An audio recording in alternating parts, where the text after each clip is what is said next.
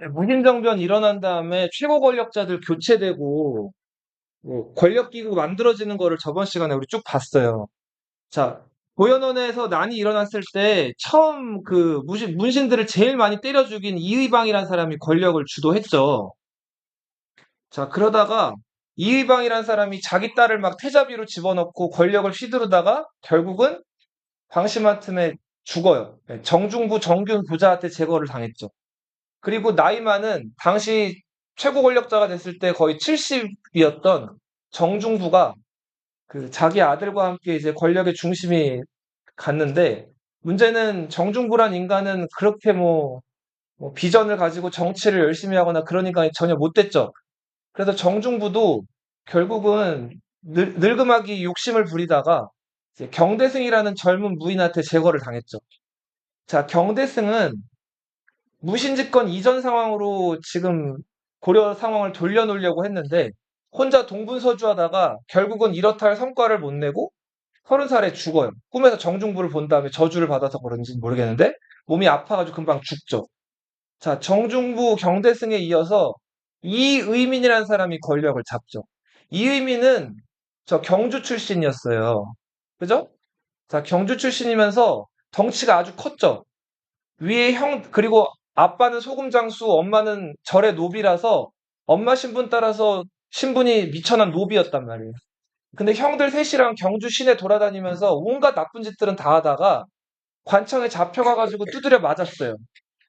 자, 근데 그쵸. 큰형이랑 둘째 형은 맞아도 죽고 막내였던 자기는 살았죠.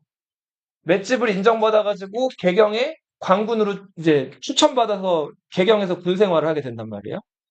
그리고 무신정변 때 맹활약을 하면서 이의방 밑에서 이제 장군 자리에 올라서 두각을 드러내는데 이 이의민이 이의방 밑에 있을 때 결정적으로 한 일, 이전 왕이었던 누굴 죽였어요?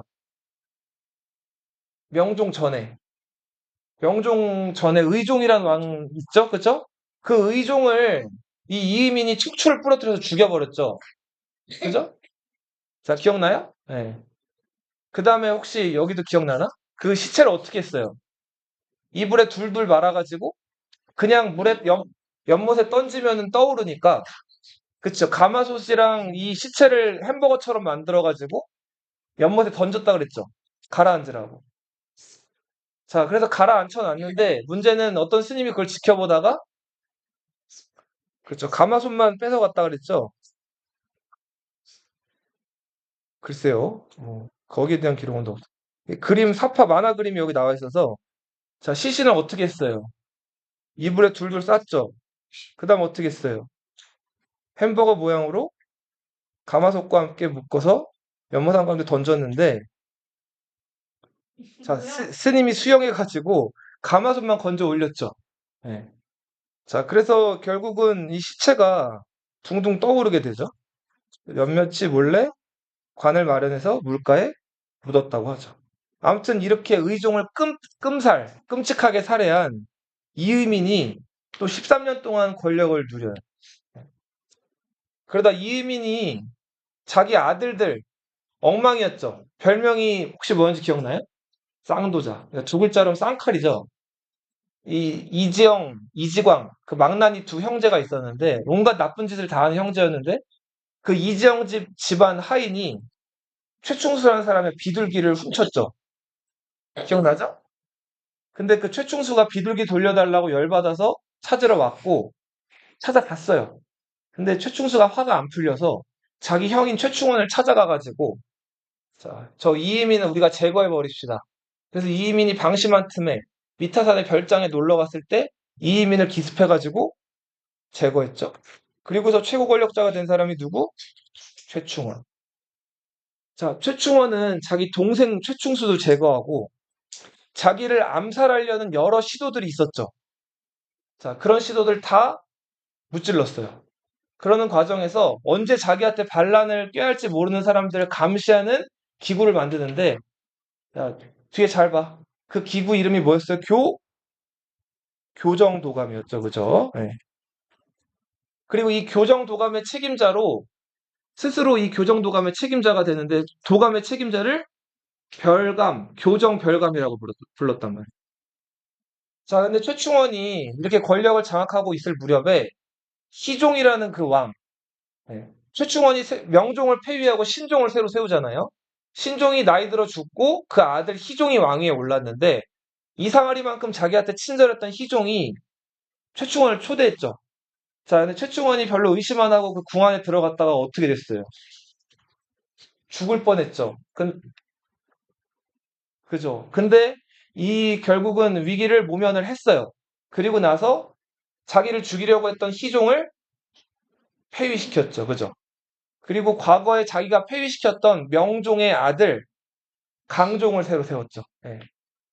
자, 강종은 태자 생활 24년, 그리고 태자에서 폐위되고 14년, 결국 38년 만에 겨우겨우 왕이 됐어요. 나이는 이때 60살.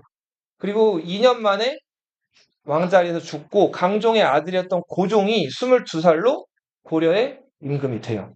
최충원은 지금 말씀드린 것처럼 두 명의 임금, 명종과 희종을 끌어내리고 네 명의 왕을 새로 왕으로 올린 사람입니다. 한국사에서 이만큼 권력을 누린 신하가 있을까 싶을 정도로 최고의 권력을 누린 신하가 최충원이었다. 그 최충원은 집권 초기에 다른 권력자들이랑 자기가 다르다는 모습을 보이려고 자 이런 개혁안을 올리기도 해요. 명종한테. 예. 그리고서 금방 명종을 폐위해 버리죠. 예. 자, 근데 그 명종한테 올린 이 내용의 10가지 개혁안을 봉사십조라 그래요. 뭐라고요? 봉사십조. 자, 요거 한번 같이 읽어볼게요. 청컨대 하고 정치를 공부하려고 대한 아이러브를 할 것은 좋은 말이죠. 예.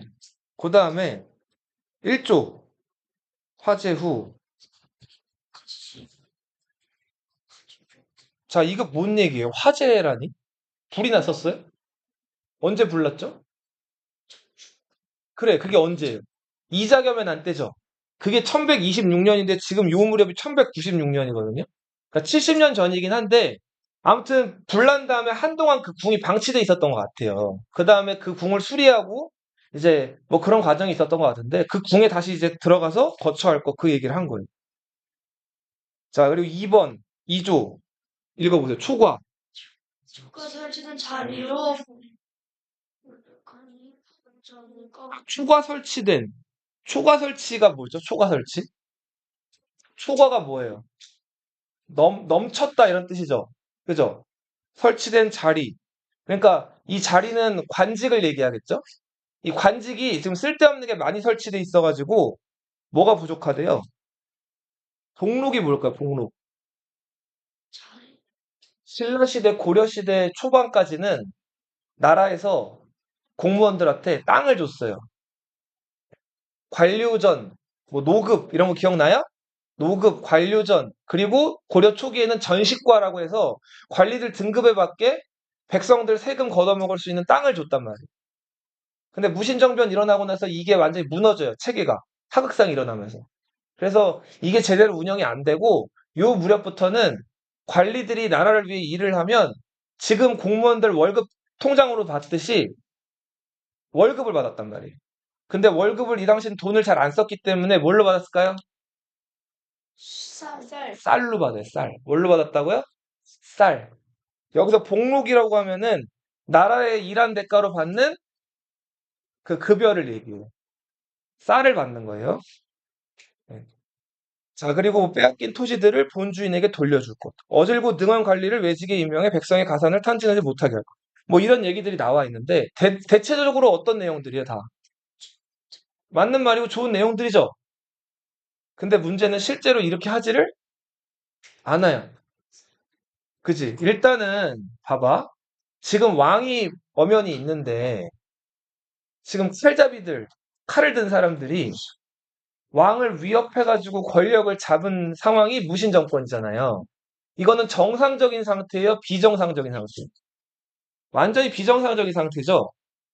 그러다 보니까 공식적으로나 아니면은 뭐 합법적으로나 자기를 지킬 만한 군대나 병사를 나라에서 원칙대로라면 지원받을 수 있어요?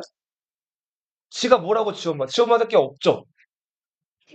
자, 그러다 보니까 이 무신들은 사병들을 부린단 말이에요. 개인 병사들을. 그럼 그 병사들 사병이기 때문에 다 누가 돈 줘야 돼요? 그 본인 무신집권자들이 돈을 줘야 되죠. 근데 그게 하루 이틀도 아니고 얘네들 죽을 때까지 보디가드를 세워야 되는데 그 돈이 많이 들겠죠?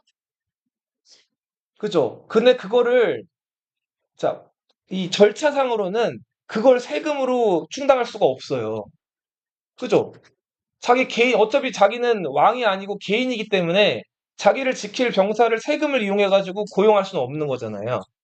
그러니까 방법은 오로지 자기 재산에 의존해야 되는데, 그러려면 재산을 늘리는 수밖에 없죠. 재산 늘리려면 갑자기 그 많은 사람들 먹여 살리려면은 합법적인 수단으로는 이게 불가능하죠. 그러니까 자기 가진 건 힘밖에 없으니까, 그치. 남을 이런저런 방법으로 위협을 하거나 협박을 해가지고 땅을 뺏는 거예요. 그래서 그 땅에서 나오는 곡식으로 자기 사병들에게 월급을 준다거나. 봐봐요. 이 당시 농업사회예요. 농사는 지어본 사람도 여기 있다고 하는데 짓는 거 쉬워요, 어려워요? 어렵죠. 그쵸? 지어봤다며. 예.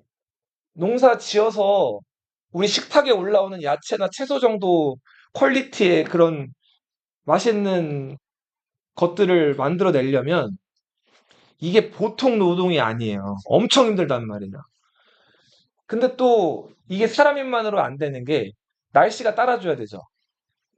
비도 제때 와야 되고 너무 많이 와도 안 되고 너무 적게 와도 안 되고 바람도 너무 많이 불면 안 되고 자 이런저런 변수가 너무 많아요 농사는. 그래서 농사를 잘 짓다가도 어느 순간 농사가 안 되면 그 자기 땅 가진 농민들은 10월에 수확할 게 거의 없는 거예요. 그러면 어떻게 할까요? 가난해진 농민들이 그러니까 먹을 게 없는 농민들이 바로 노비가 되진 않고 어떻게 할까요? 일단은 그치 빌려요. 부잣집 가가지고 그래 부잣집 가가지고 뭐 이렇게 저렇게 아쉬운 소리 해가면서 쌀을 빌리는 거예요. 근데 세상에 공짜가 없죠. 그냥 빌려줘요? 이자를 받죠. 근데 당장 먹고 살기 힘들어서 빌렸는데 그 빌린 거에다가 이자까지 갚으라는데 답이 있어요? 없죠. 그 다음에 농사를 지어도 이게 그 뭐 이자는 당연히 못 내고 원금도 못 갚는 경우가 허드룩해요. 그러면은 거기서 또 이자가 붙어요. 결국은 갚을 수가 없게 되죠. 그럼 최후의 방법. 자기 몸을 파는 거예요. 세력 있는 사람. 지금 이렇게 무신집권자들이라든지 문벌귀족들이라든지 땅이 많은 사람한테 자기를 사달라고 가서 부탁을 하는 거예요. 너희 공 던지는 사람 투수라고 하죠. 투가 던진다는 뜻이거든요. 너희 엄마들이 직장 나갈 때 누구 맡기는 곳, 유치원이라고도 하고 요즘에 잘 안 쓰긴 하는데 타가소라는 말 들어봤어요? 타기라는 말이 위탁하다, 뭔가를 맡기다라는 뜻이에요. 자기 몸을 던져가지고 귀족이나 무신 집권자들에게 몸을 맡기는 거예요. 이거를 두 글자로 투탁이라고 불러요. 뭐라고요? 투탁. 자, 투탁을 하게 되는 순간 이제 뭐가 돼요? 자기는 사람 취급을 못 받는 거예요. 노비 문서에다가 이제 그 도장을 꽝 찍게 되면 이제 그 주인 집에 손가락, 발가락 하인이 되는 거예요. 노비들은 나라에 세금도 안 내고 그 주인 집에서 먹여주고 재워주니까 좋을 것 같은데 문제는 노비죠, 노비. 하급하는 것도 가능할 뿐더러 주인이 죽으라면 죽어야 돼요. 시키는 대로 해야 되는 사람들이에요. 그렇죠? 별로로 해서 끝나면 모르겠는데 이제 그렇게 평생을 살아야 되는 거니까. 근데 아무튼 그 무신집권자들이나 문벌귀족들은 권력을 잡게 되면 예외가 없어요. 너나 할 것 없이 다 땅을 늘리기 시작하고 그리고 그 많은 땅들을 자기에게 투탁해온 노비들로 경작을 시키게 돼요. 그리고 그 넓어진 땅을 부르는 고려에서의 명칭이 농장이에요. 뭐라고요? 농장. 그래서 이 무신들은 많은 노비들을 소유하게 된다. 충원은 집권하자마자 자, 명종, 신종, 희종, 명종은 자기가 끌어내렸죠?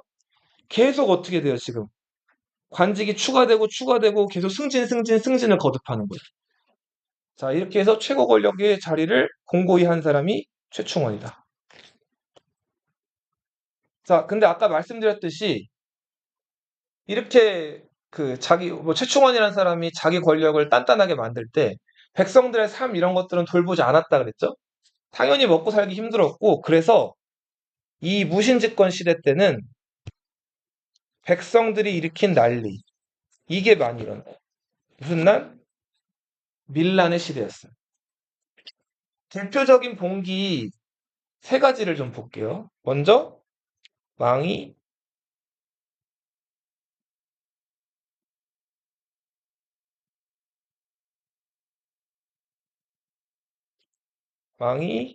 망소이의 난이에요.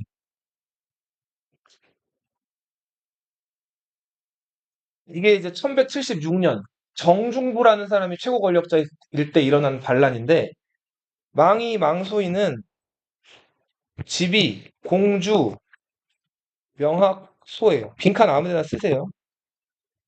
정리된 거 어차피 한번 주긴 할 건데, 그래도 써두세요. 써두는 게 훨씬 기억이 나니까.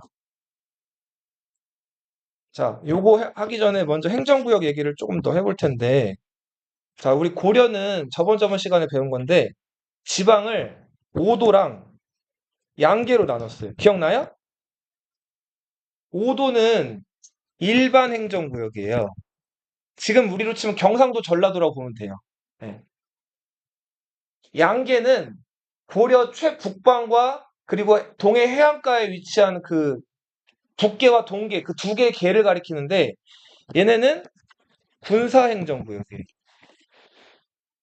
북쪽에서는 거란족, 여진족, 바다 건너는 왜구들이 쳐들어올 수 있죠. 이걸 막기 위해서 만들어 놓은 군사행정구역. 근데 너희도 알다시피 경기도, 충청도, 전라도, 경상도 사이즈가 어때요? 서울이나 이런 도시에 비하면 엄청 크죠? 그죠? 그래서 이런 큰 도 아래 여러 개의 도시들이 있단 말이에요. 그 5도 아래는 제일 큰 행정구역이 목이에요, 목. 뭐라고요? 목. 성종 때 12목 설치했다는 거 기억나요? 성종이 지방관 보내잖아요. 12목 광역시라 그랬잖아요. 오늘날로 치면은. 주가 있고 군이 있고 현이 있어요. 여기에는 수도 개경에서 관리들을 보내요. 그 관리들을 지방관이라고 불러요.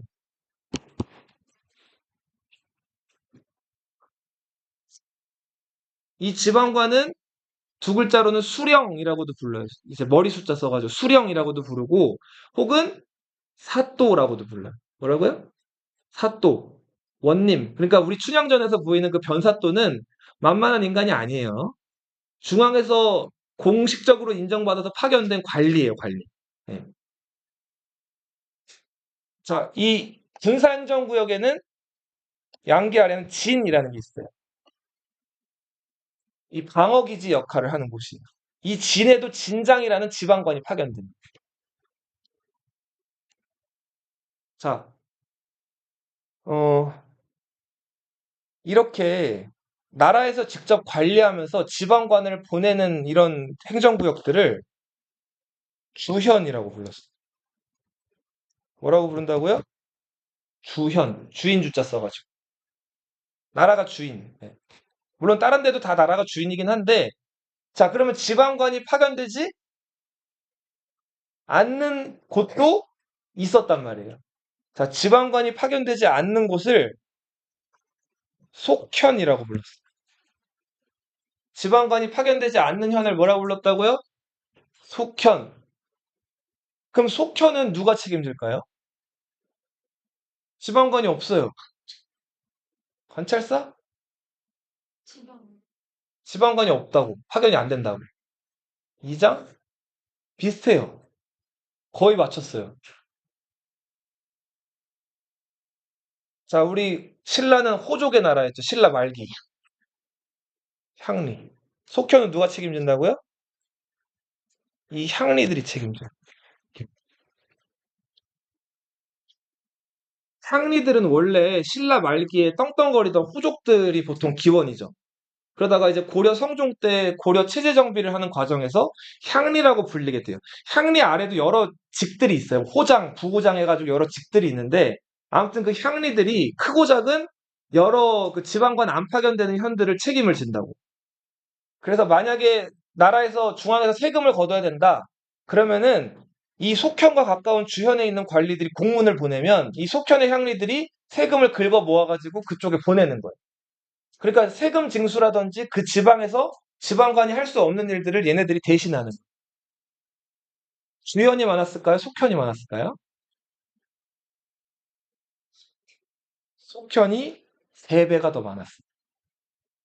자, 지방관이 파견된다는 거는 그 지방관이라고 하는 사람들은 나라로부터 꼭 과거 시험에 급제했거나 교육을 받아가지고 나라를 위해 일하는 소위 말하는 공무원들이죠.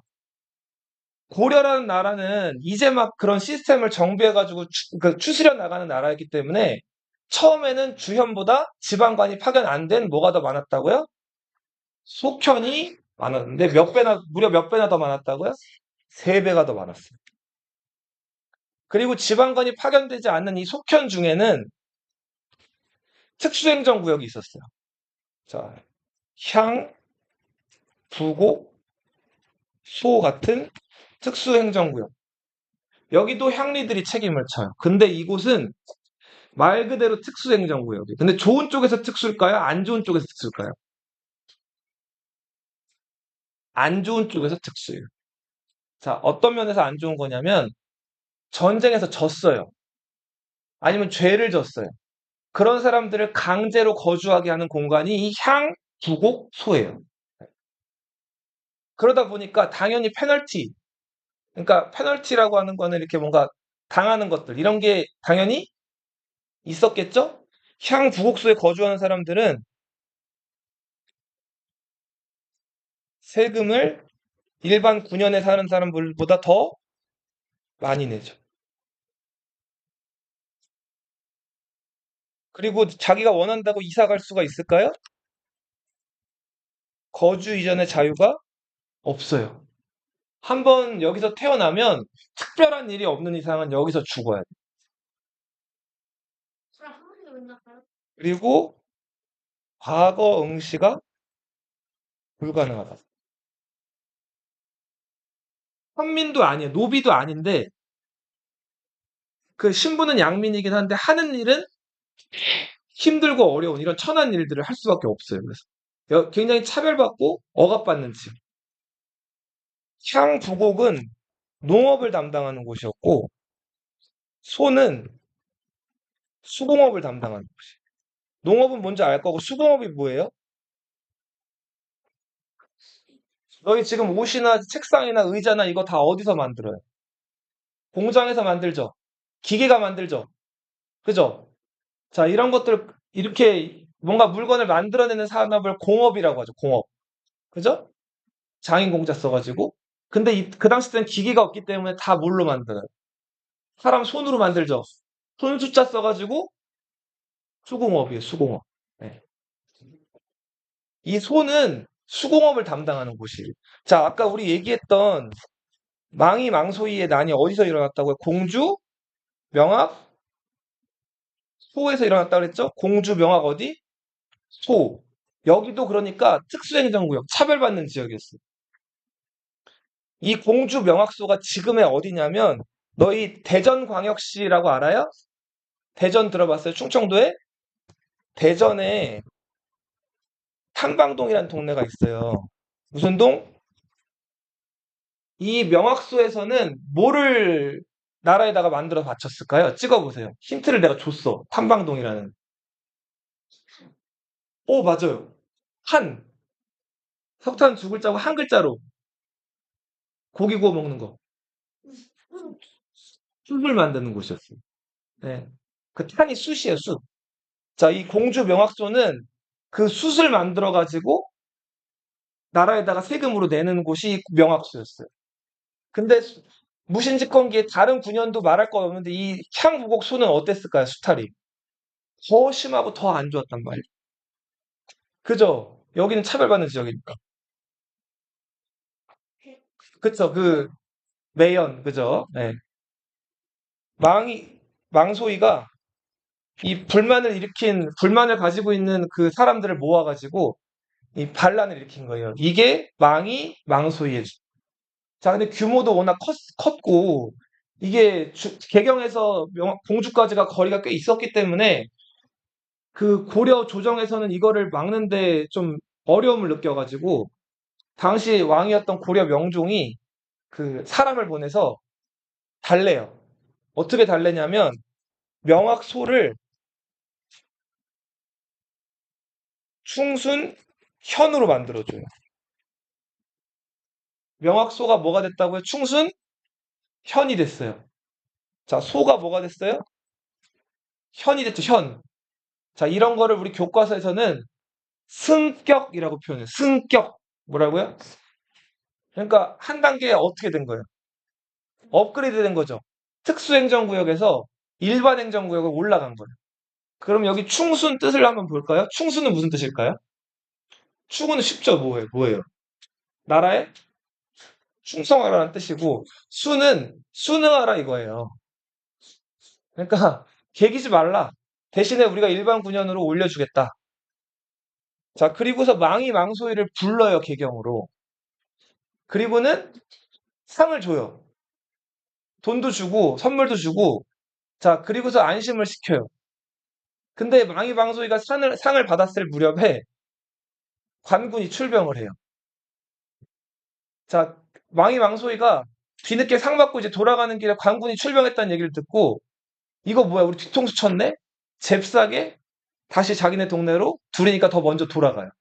자, 그리고는 자, 이 공주 명확 다시 이 공주에 있는 사람들을 모아가지고 자, 우리 저 정부가 우리를 속였다. 저런 정부에 우리 충성할 수 없다 해가지고 다시 주변 마을 사람들을 모아가지고 반란을 일으킨다. 그랬더니 조정에서 어떻게 했을까요? 너희 다시 충순연하지 말고 뭐 해? 명확수해. 다시 강등돼요. 그리고는 진짜 많은 그 정중부를 비롯해서 여러 장군들이 많은 군대를 보내가지고 결국은 망이 망소이에 나는 진압. 예. 저 그림이 많이 안 보이는데. 아니. 자, 칸이 없어서 김삼이 효심의 난이라는 반란이 있었어. 김삼이는 운문, 효심은 초전, 운문은 지금 경상북도 청도고 초전은 울산이에요. 울산 들어봤어요? 네. 공통점은 다 무슨 도예요? 경, 다 경상도죠. 경상도의 핵심 도시는 어디예요? 지금이랑은 지금은 부산이지만 이 당시 때는 경상도가 왜 경상도예요? 경주가 중요하니까 경상도 아니에요. 경상도의 핵심은 어디라고요? 경주하면 어디에 대한 추억이 강하게 남아있어요? 신라죠, 신라. 이들이 내세웠던 거는 신라 재건 운동이에요. 신라를 다시 일으켜 세우자. 당시 최고 집권자는 이의민이었어요.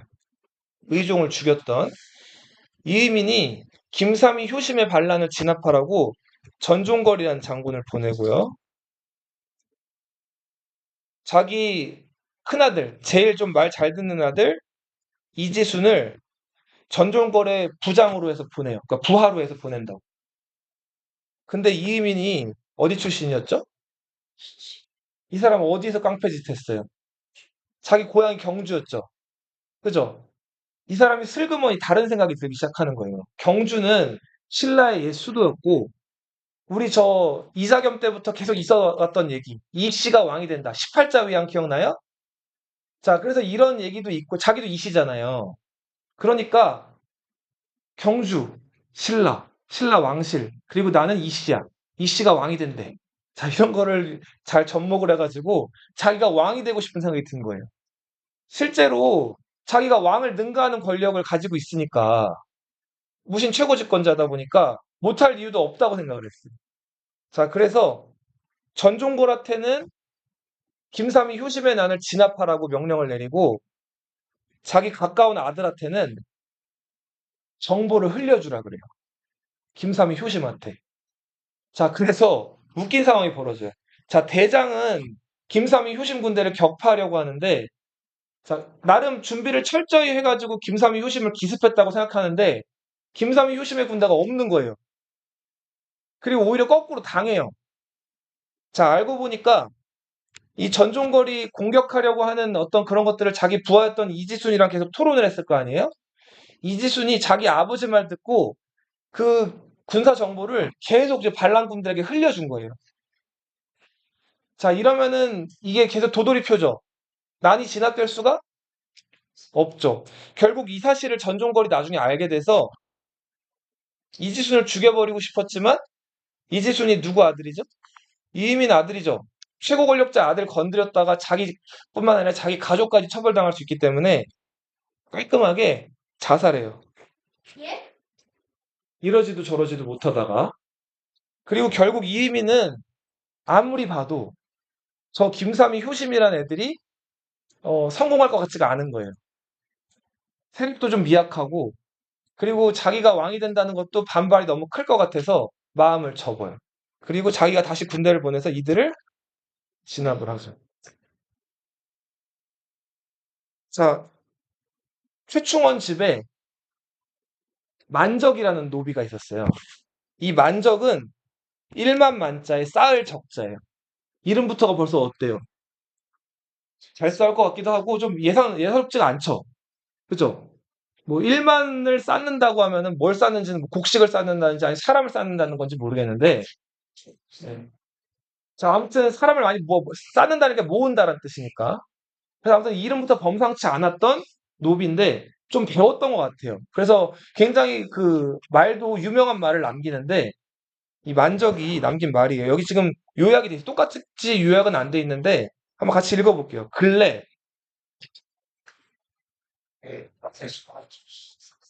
자 대표적으로 누가 있어요? 음 이게 누가 있어요? 이 천안 출신 그 이유는 이의민이 있죠. 이의민 아빠는 소금 장수였고 엄마는 절의 노비라 그랬잖아요. 근데 최고 권력자가 됐죠. 최충원한테 죽었지만. 그죠? 뒤에 또 읽어보세요. 장수와 있으니까 이 모두 성전의 주인은 천민의 이 세상을 만듭시다. 자 장수와 재상의 씨가 따로 있겠습니까? 이거 세 개 다 듣는 친구 어디 들어본 것 같지 않아요? 그쵸. 진나라 때 진승오광이라는 노비가 그러니까 평민 그 이 사람들 그렇죠. 잘 기억하고 있어요. 왕, 후, 장, 상의 아니, 씨가 또 있겠는가? 맞아요. 얘를 더 못치면 진승오광의 나는 기원전 3세기 때 일이고 이 지금 만적의 나는 그쵸 13세기 때 일이니까 뭐가 더 먼저예요? 진승오광의 난이 훨씬 먼저죠. 그러니까 만적이라는 사람은 이 왕후장상의 시가 따로 있겠는가 이 유명한 말을 어디선가 들었는지 아니면 학습을 했는지 알고 있었던 거예요. 그래서 요거를 자기가 이제 불만 있는 노비들을 모아놓고 개경에서 연설을 할 때 써먹은 거예요. 그래서 결국은 각자 노비들을 모아서 자기 주인을 죽이고 평등한 세상을 만들자고 했는데 자, 약속 디데이를 잡았어요. 몇 날 며칠 몇 시에 주인을 뒤집어 엎고 새로운 세상을 만들자 했는데 약속한 날 사람들이 나왔을 것 같아요? 자, 모여서 얘기 듣기로는 그때 막 그 500명이 넘게 들었는데 막상 50명도 안 모였어요. 자, 근데 우리 최충원 지키는 보디가드가 혹시 몇 명이라는지 기억나나요? 3,000명 곱하기 6이었죠. 18,000명이 지키는데 50명으로 이길 수 있어요? 자, 그래서 결국은, 이거 아무래도 안 되겠다. 방법을 바꾸든지, 날짜를 다른 날로 정하든지, 미룹시다. 자, 반란은 시간을 끌거나 미루게 되면 반드시 어떻게 돼요? 반드시 실패하죠. 왜 망해요? 다들 가슴이 쿵딱쿵딱해져가지고, 이 반란 사실을 누군가 밀고 하는 사람이 생기게 마련이란 말이에요. 노비 중에서 순정이란 노비가 있었어요. 이름도 순정파예요. 자기 주인이었던 한충이라는 사람한테 이 사실을 얘기했고, 한충유는 최고 권력자 최충원한테 이 사실을 알린단 말이에요. 최충원이 자기 집 노비였던 만적이 반란을 일으켰다는 얘기를 듣고 자, 화가 잔뜩 나가지고 자, 만적과 여기에 가담한 노비들을 그쵸, 강으로 끌고 오게 해요. 그 다음에 말 그대로 노비니까 마음대로 어떻게 할 수도 있는데 자, 이때 최충원이 고려시대 때는 사람 죽으면 어떻게 했을까요? 태워 음, 태우는 거를 뭐라고 하죠? 화장. 이 화장은 어느 종교에서 나온 풍습이죠? 불교예요, 불교. 이렇게 사람 시체를 태워가지고 자연으로 빨리 돌려보내는 거. 재로 만들어서. 이런 거를 불교에서는 다비라고 불러요.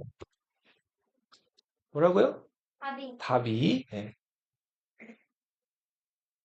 화장을 하게 되면 다시 태어날 수도 있고, 뭐 어떻게 운때가 잘 맞으면 성불, 그러니까 저 극락으로 갈 수도 있는 거예요.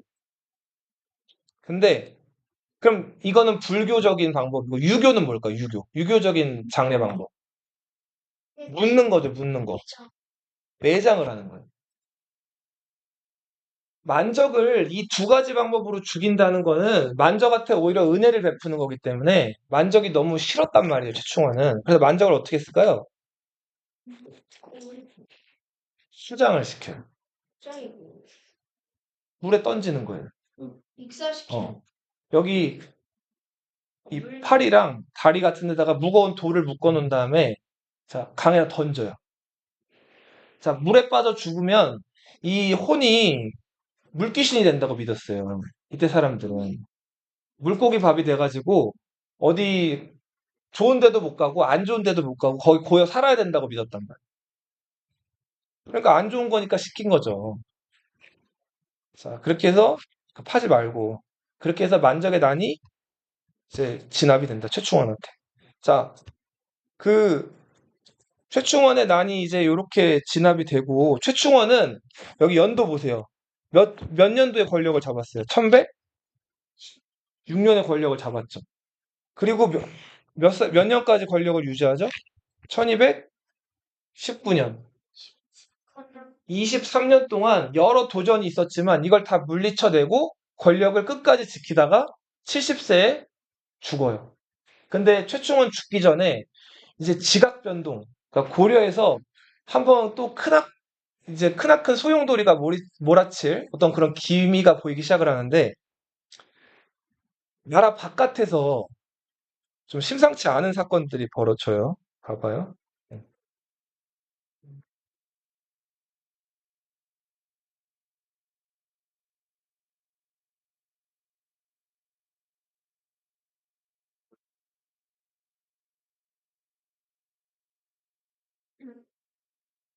음.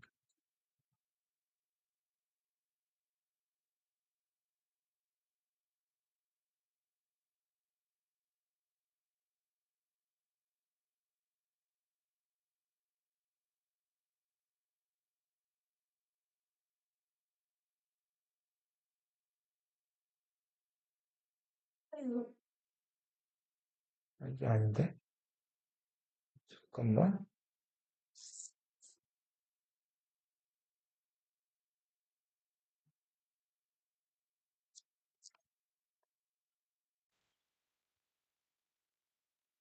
우리 고려 대외관계 배울 때 제일 먼저 나왔던 고려를 위협했던 외적이 어디였죠? 코로나. 거란이었죠, 거란. 거란과 고려는 애증의 관계였죠. 애증이라기보다는 이제 거란이 고려를 계속 그 좀 짓누르려고 했는데 고려가 이걸 잘 떨쳐냈잖아요. 그죠? 세 번의 침략을 물리쳐냈고, 그리고 100년 동안 평화롭다가 이제 그 거란을 이제 압도할 만한 또 새로운 강자가 등장하는데 그게 여진족이었죠.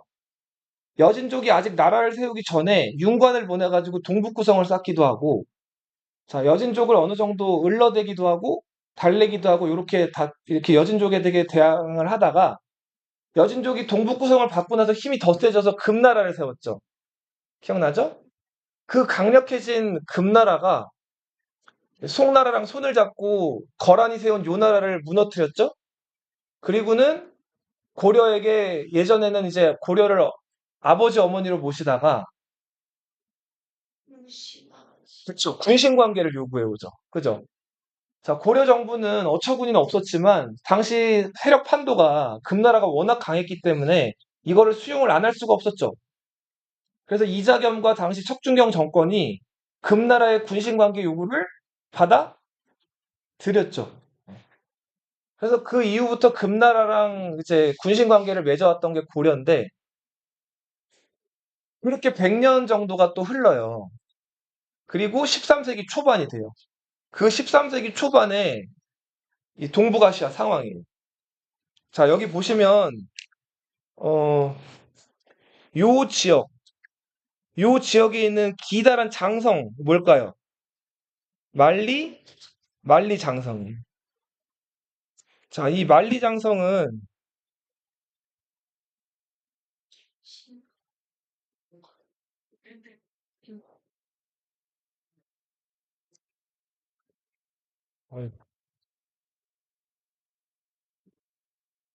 이 만리장성은 요 위쪽이 그 만리장성 위쪽에 여기 이 넓은 지역에 큰 사막이 있어요.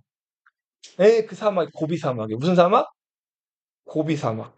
이 고비 사막과 만리장성 사이에 있는 요 또 넓은 평야지대가 있는데 자, 요 평야지대를 그 지금은 내몽골이라고 불러요. 뭐라고요?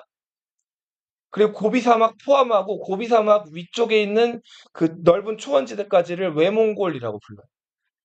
자, 그래서 이 고비 사막도 위쪽을 막북, 고비 사막 아래를 막남이라고 하는데 이 막북과 막남에는 원래 케레이트, 나이만, 뭐 옹기라트, 뭐 타타르 그리고 여러 부족들이 있었는데 그 중에서도 몽골족이 있었어요. 그 몽골족이 이 막북과 막남에 있던 여러 유목 부족들을 다 통일을 해요.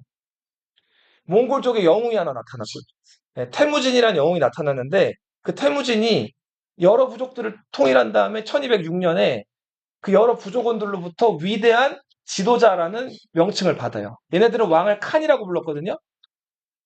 몽골어로 칭기즈 칸. 자, 칭기즈 칸이 이렇게 대제국을 건설한 다음에 동서남북으로 이제 뻗쳐나가기 시작을 해요. 이 몽골 칭기즈 칸이 남긴 유명한 말이 있는데, 자, 왜 이렇게 정복을 하고 쳐들어가느냐? 여기 부하가 한번 칭기즈 칸을 물어본 적이 있거든요. 여기서 칭기즈 칸이 뭐라고 대답했을 것 같아요? 이게요. 자, 우리는 말 위에서 태어나서 말 위에서 죽는다. 그러니까 얘네들은 그만큼 말과 가까운 민족들이 이 말을 타고 쳐들어가서 적을 죽이고 적을 죽여서 적은 남자겠죠, 보통? 그 적의 아내랑 그 딸들을 내 여자로 만들고 뺏는 게 가장 큰 즐거움이라 그래요. 네. 자, 그래서 이런 단순하고도 아주 일차원적인 욕구, 맹목적인 그 목적으로 강력한 기병들을 바탕으로 주변 지역들을 계속 정복해 나가는 게 몽골이었다고. 자, 이렇게 몽골이 금나라를 정말 숨도 못 쉴 정도로 공격해서 압박을 넣어요. 그래서 봐봐요. 지금 금나라 땅이 어떻게 돼 있어요? 갈라져 버렸죠. 그죠? 자, 여기는 금나라가 수도로 정했던 중도라는 곳이 땅인데 그 중도가 오늘날의 베이징이란 말이에요. 금나라가 자기네 수도까지 뺏길 정도로 완전히 지금 몽골에게 눌리고 있죠. 패배하고 있죠. 그리고 금나라 세력이 약해지니까 과거에 금나라가 우리 요 나라를 멸망시켰죠. 거란을. 그 금나라 지배받던 여기 이 지역의 거란족들이 독립을 하기 시작을 한 거예요. 이제 금나라 지배가 약해지니까. 자, 금나라 입장에선 그걸 가만히 내버려 둘 수가 없어가지고 이 거란의 잔당들을 다시 지배해라. 다시 이렇게 멸망시켜라 하고 장군들을 보냈는데 멀기도 멀고 이 후요라고 불리는 거란의 그 잔당들이 만만치가 않아서 금나라 장군들이 매번 번번이 져요. 그러다가 포선만노라는 금나라 장군 하나가 정복하러 갔다가 실패하고 대신에 거란족 동쪽에다가 어차피 돌아가봤자 금나라 황제한테 죽을 바에 내가 여기다가 차라리 독립을 하겠다 그래서 다른 부족들을 모아서 나라를 세운단 말이에요. 이게 동진국이에요. 그러니까 정리를 하면 몽골은 지금 무시무시하게 팽창을 하고 있었고, 요 지역은 거란의 잔당들, 요거를 고려사 기록에는 거란 유종이라고 나와요. 네. 유는 이제 남았다 이런 뜻이거든요. 거란의 남은 종자들. 그리고 여기 제일 동쪽에는 금나라 장군이지만 거란 정벌에 실패한 역시 또 금나라의 잔챙이, 잔당들. 자, 이런 사람들이 여기 지금 이 북방을 지배하고 있던 이런 혼란한 시기가 13세기 초반이었어요. 그래서 1219년 최충원이 아직 살아있을 때, 최충원 마지막 해, 그때 몽골 군대가 자, 이쪽으로 쳐들어오는데, 자, 당시 몽골이 워낙 강하다는 얘기를 들어서 이 동진국, 여진족이 세운 동진국은 몽골에게 머리를 숙여요. 몽골의 신하가 되기로 한단 말이에요. 몽골은 항복하는 사람들은 잘 대우해줘요. 그래서 이 몽골, 그리고 이 동진이 한 팀을 먹고, 동진과 사이가 안 좋았던 거란의 잔당들, 동진은 얘네를 어떻게든 이제 뽑아버리고 자기가 여기를 땅을 삼으려고 했는데, 동진과 그리고 영토를 넓히려는 몽골이 이 거란의 잔당들을 협공해 온단 말이에요. 그러니까 몽골과 여진족 잔당들이 고려로 이제 거란을 친다는 명분으로 막 들어오는 상황이 요 무렵에 진행이 됐어요. 고려 입장에서는 이 거란 잔당들이 몽골 여진이 감당이 안 되니까 고려 국경으로 막 넘어서 들어오는 거예요. 고려 평양성 옆에 강동성이란 곳으로 이 거란 잔당들이 숨어서 들어온 거예요. 고려 입장에서도 이거 내버려 둘 수가 없죠. 그래서 고려에서도 조충, 김취력 이런 장군들을 이 강동성에 보내요. 자, 그래서 이 강동성 앞에서 거란 유종들이 잔뜩 들어가 있는 강동성 앞에서 몽골과 여진의 잔당, 그리고 이걸 진압하러 온 고려 군대가 만나요. 자, 이들의 목적은 결국은 거란의 잔당들을 소탕하러 온 거죠. 그죠?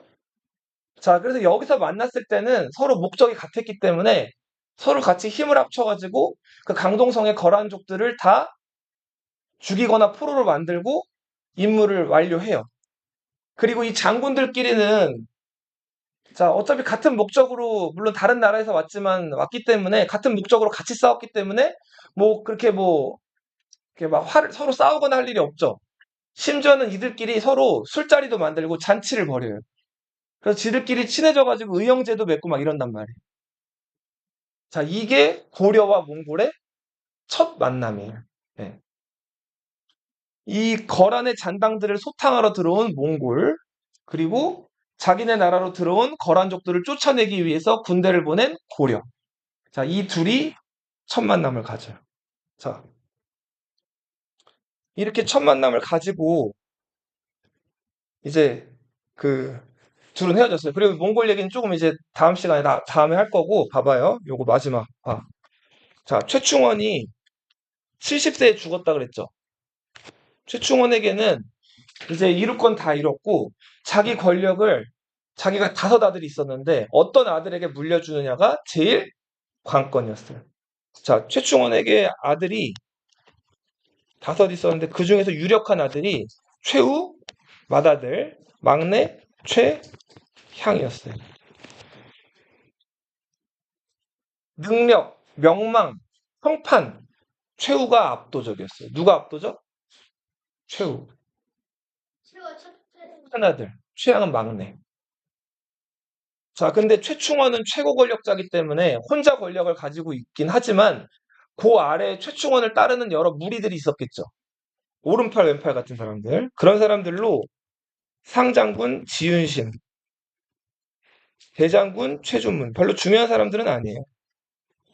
장군 유송절, 낭장 김덕명. 자, 이런 사람들이 최충원의 또 다른 부하들이었어요.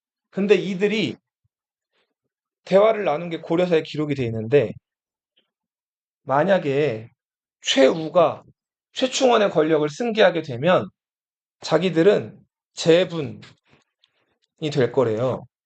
재분이 뭘까요? 재분. 쟤는 만들어진다는 거고 분은 뭘까요? 분. 분이 뭘까요? 분. 분? 갈라진다. 나눈다? 분열자. 밀가루 분자예요. 자기들은 뭐가 된다고요? 밀가루가 된다는 거. 그러니까 최후랑 평소에 사이가 안 좋았던 것 같아요. 그러니까 최후가 권력자가 되면 자기들은 가루가 된다는 거예요. 그러니까 이들 입장에서는 절대로 최후가 집권자가 되는 걸 막아야겠죠. 이들은 이제 암암리에 누구를 지지한다? 최양을 지지한다. 최충원은 자기 능력치나 여러 가지를 닮은 게 큰아들이란 걸 알아서 큰아들한테 권력을 주고 싶었는데 얘네들 세력이 너무 큰 거예요. 최충원은 몸이 안 좋고 어느 날 최후를 불러요. 그런 다음에 이렇게 얘기를 해요. 내 죽거든 내 장례식에 오지 마라. 자, 큰아들한테 아버지 죽었을 때 장례식에 오지 말라 그런 거예요. 왜 그랬을까요? 그 장례식 자리에서 그쵸 최후가 죽임을 당할까 봐 오지 말라 그런 거예요. 최후가 그 얘기를 듣고 아버지가 아픈데도 한 번을 안 와요. 병문안을. 자, 근데 이들은 어떻게든 최후가 이 최충원을 방문했을 때 죽여버리려고 했는데 끝까지 안 오는 거예요. 최후는 자기 딸의 남편, 그러니까 사위였던 김약선이라는 사람만 보내가지고 정찰을 해요. 어떤 상황인지. 아버지는 진짜 오늘 내일 해요. 정말 안 좋아요. 그러던 어느 날 최충원이 맑은 정신으로 일어났어요. 그 노인이. 그러더니 자, 그 악공을 부르라 그래요. 악기 타는 그 연주자들을. 그리고 잔치를 크게 열어요. 그렇게 해서 막 잔치가 열리는 가운데 밤 11시에서 12시 그 사이 어느 즈음엔가 자, 막 연애가 한창 무르익고 있을 때 최충원을 돌아봤더니 최충원이 어떻게 됐을까요? 죽어 있었어요. 자, 최충원이 자기 죽을 날짜를 미리 알았다 그래요. 네. 좀 특이한 사람이죠. 그래서 아무튼 최충원이 죽었어요. 장례식이 치러졌겠죠? 자, 최후가 갔을까요? 안 갔을까요? 안 가요. 자, 최후가 오지 않으니까 누가 조바심이 났을까요? 이쪽에서 조바심이 나요. 왜 안 오지? 와서 죽여버려야 되는데 저거를? 자, 이런 상황에서 불안해지기 시작한 사람들이 또 하나 생기기 마련이죠? 김덕명이라는 사람이 이탈해요. 누구한테 갔을까요? 최후한테 가요. 자, 지금 장례식장 오시면은 당장 죽일 준비를 하고 있으니까 가시면 안 돼요. 알고 있어, 임마. 자, 그리고 김덕명을 포섭한 이제 최후가 김덕명을 또 이게 이용을 하죠. 그 김덕명을 보내가지고 얘네들을 최후 집으로 끌어들인단 말이에요. 그래서 이들이 최후 집에 갔을 때 이들을 다 제거해버리죠. 김동명이요? 김덕명은 뒤에 어떻게 됐는지가 나오진 않은데 아마 쓸모가 없었으니까 아마 제거를 했거나 아니면 크게 쓰지 않았거나 했던 것 같아요. 자, 그렇게 해서 졸지의 실권자가 된 사람이 최후. 아버지처럼 언제 죽을지 몰라요. 불안하죠. 그래서 보디가드들을 유지하겠는데 아버지는 도박 무사들을 보디가드로 유지했죠. 3,000명 곱하기 6. 최악. 그거 다 개인 사비로 먹여 살리는 거라고 했죠. 돈 많이 들죠. 이거 그렇다고 해체할 수도 없고 데리고는 있어야겠는데 이게 아무튼 부담이 너무 커서 다른 방법을 좀 생각을 해요. 당시 이 최후 집안에서 군사들 중에서 쓸만한 군사들을 가려서 뽑아요. 선별한다. 뽑는다. 별초라고 불러요. 선별해서 뽑는다는 뜻이에요. 최충원 집에 밤에 야간 경비를 서던 능력이 뛰어난 군인들, 이들을 야별초라고 불렀어요. 그러다가 몽골이랑 전쟁 과정에서 몽골에게 항복했다가 풀려나왔거나 아니면 도망쳐 나온 사람들을 신의군이라고 불렀어요. 야별초에다가 이 신의군을 합쳐서 야별초가 또 좌별초, 우별초가 있었거든요. 좌별초, 우별초, 신의군까지 합쳐가지고 별초가 몇 개예요? 삼별초라는 군사 집단을 최후가 만든. 이 삼별초는 도박무사들과 달리 이게 국가 공식 군사 집단이에요. 그러다 보니까 최후 개인 재산이 아니라 뭘로 운영할 수가 있어요? 나라 세금으로 운영할 수가 있는 집단. 이 최후가 삼별초를 만든 이래로 무신 정권이 끝날 때까지 삼별초는 세금으로 운영되는 무신 정권의 수호 부대예요. 근데 나중에 이제 몽골 때문에 강화도로 대피했던 고려 정부가 다시 개경으로 돌아오는 과정에서 삼별초 해산을 명령하거든요, 왕이. 삼별초가 여기에 반란해가지고 반란을 일으키는 게 삼별초의 난. 한 가지만. 최후는 이제 최충원이 굉장히 그 권력적으로 뛰어난 사람이었다면 최후는 그거보다 더 뛰어난 사람이었어요. 네. 야심에다가 능력까지 갖춘 사람이었는데 나라를 다스리려고 하다 보니까 이 칼만으로 안 되겠는 거예요. 붓이 필요해요. 그래서 문장에 능하고 행정에 능한 관리들을 뽑기 시작하는데 능문능리한 사람들. 자, 이 능문능리한 사람들을 사대부라고 부르게 돼요. 뭐라고요? 이 사대부를 뽑는 기구를 서방이라고도 불렀어요.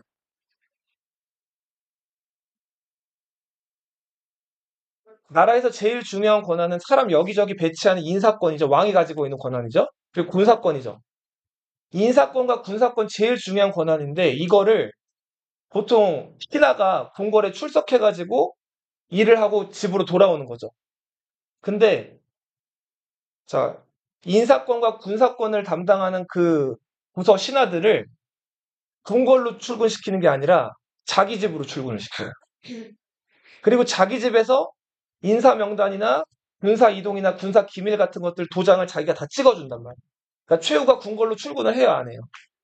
안 해요. 자기 집에서 왕이 보고받아야 될 일을 자기 집에서 보고를 받아요. 그 재택근무예요. 그때 최후의 집에서 그 인사권을 행사하던 장소를 정방이라고 불렀어요. 이렇게 군사와 인사를 한 손에 틀어쥐고 궁궐로 출근하지도 않았던 권력자가 누구예요? 최후.